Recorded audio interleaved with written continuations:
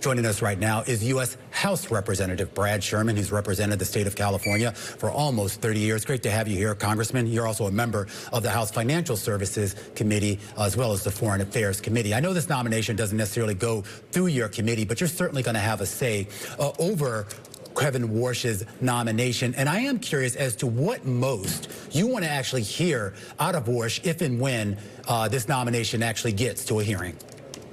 First, I want to make sure that he believes in Fed independence and that the decisions are going to be made by the Fed and not by the administration. Second, I want to hear his comments about both the balance sheet and interest rates. But I think he's established himself as a mainstream thinker.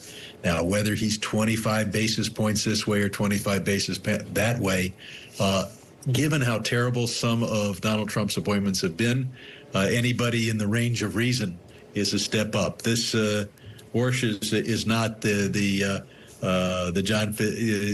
JFK Jr. of Federal Reserve decisions. The final concern I have is on crypto, where he has been very involved in crypto, and the whole purpose of the Fed is to maintain the value and the popularity of the U.S. dollar. Crypto is trying to compete with that, and I would hope that he would be loyal to the dollar and would take a clear position that crypto entities are not going to be bailed out by the Fed.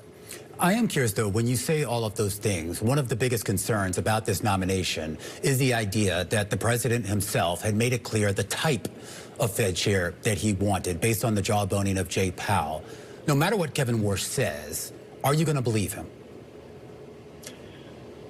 I believe that he is a mainstream someone with mainstream economic views, and he has established that.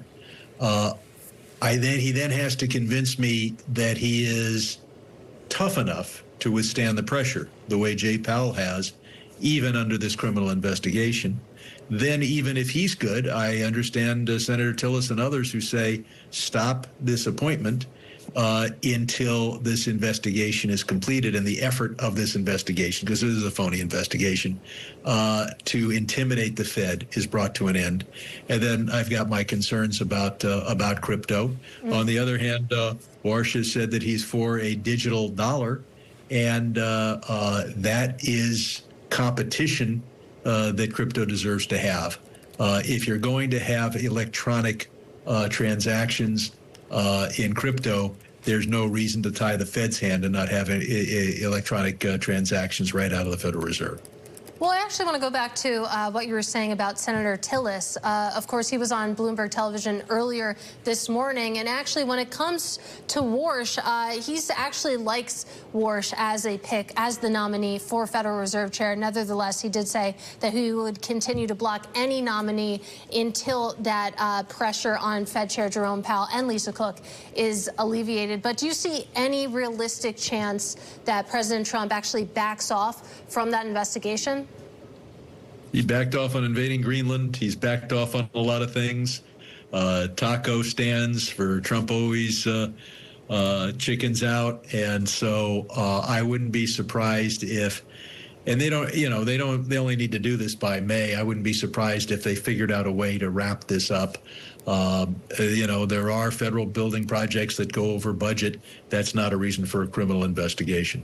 All right, we'll see. It is a good point, and there is a long time until May here. I am curious, how are you thinking about the state of the economy right now? President Trump, the administration, clearly has voiced a preference for lower interest rates. It seems that Fed Chair nominee Kevin Warsh agrees with that. But how are you feeling about inflation and where basically the right level of monetary policy is to meet that?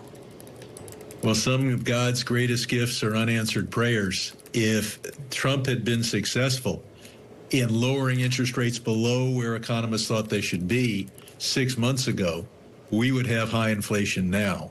And from a political standpoint, what's at greatest issue is prices. I suspect that if there are politicians around the president, and there certainly are, that they will try to push the Fed to cut interest rates to as low a level as possible this summer on the theory that people enjoy getting the low interest rates and the inflation doesn't happen till after the November election. So I think we need an independent Fed. I think that Warsh is within the range of reason as to the decisions he will personally reach. And the real question is, does he have the backbone, and does the rest of the Fed have the backbone to stand up to Donald Trump and his whole team? Clearly, having an independent central bank is critical for the United States. We saw how Turkey's economy was severely damaged by President Erdogan's interference in their central bank, and the world depends much more on the dollar than on the Turkish currency. All right, Congressman, have to leave it there. Really appreciate you taking the time on this Friday.